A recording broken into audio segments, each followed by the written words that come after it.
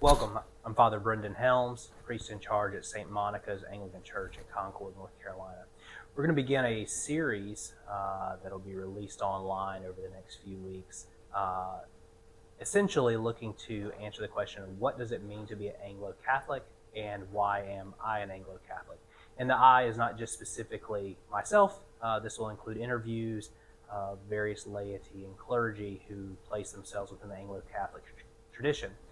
So we want to start, though, by addressing the question of what does it mean to be an Anglo-Catholic?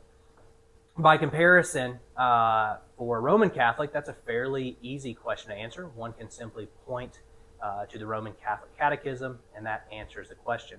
However, for an Anglo-Catholic, there is not one single document or piece of dogma that one can point to that allows one to say, this is exactly what all Anglo-Catholics hold to.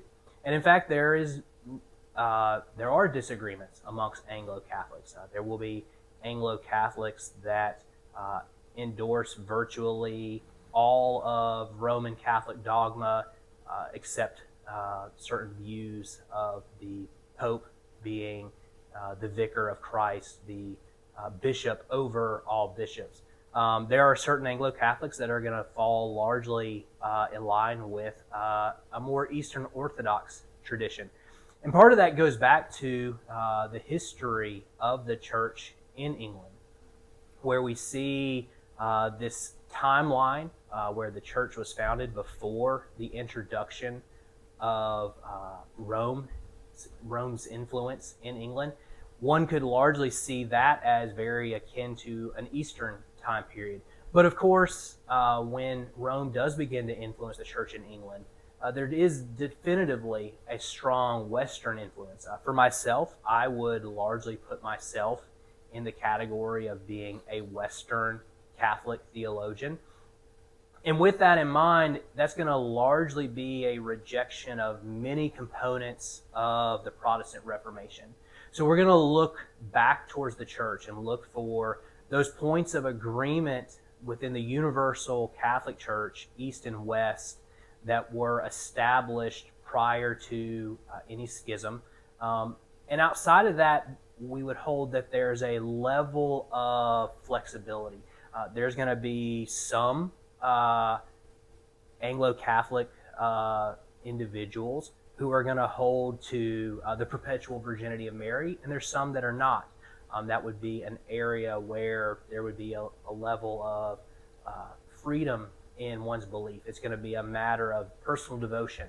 At the same time, there's going to be aspects of Roman Catholic theology that we're going to largely embrace, specifically those areas that exist, those areas of thought that existed before the Protestant Reformation, where we see this time period of Enlightenment and Renaissance thinking that influenced the church.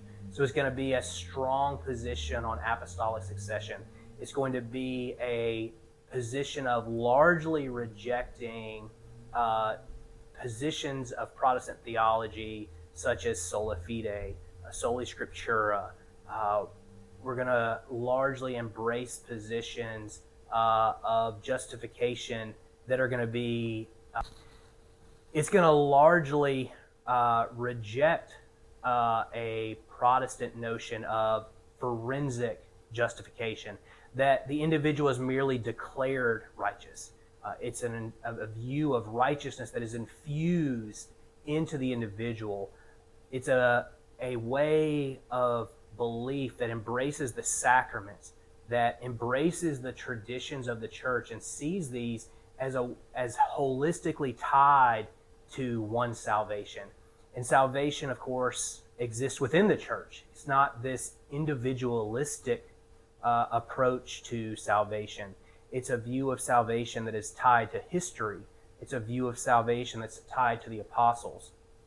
It's a view of salvation that is ultimately tied to the historic Church Catholic.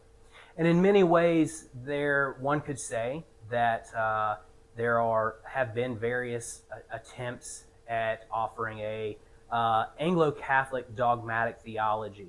And in one sense, there's not universal agreement. There certainly would be universal agreement on core doctrines, tied to the Nicene Creed, the Apostles' Creed, things of that nature.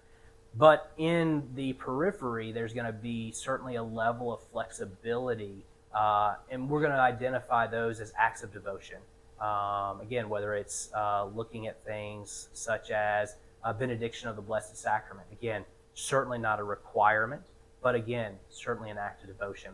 So again, this at least sets the stage, gives a brief explanation, very brief, and there's a whole much more that could be said to bring clarity to what it means to be an Anglo-Catholic. And again, my hope is through this series, and again, it's going to largely involve a discussion and interview with various individuals, getting their thoughts on their journeys towards being an Anglo-Catholic. And hopefully through this, if you have any questions, you can reach out to us via social media or our church email account or phone number, which will be posted as well. God bless.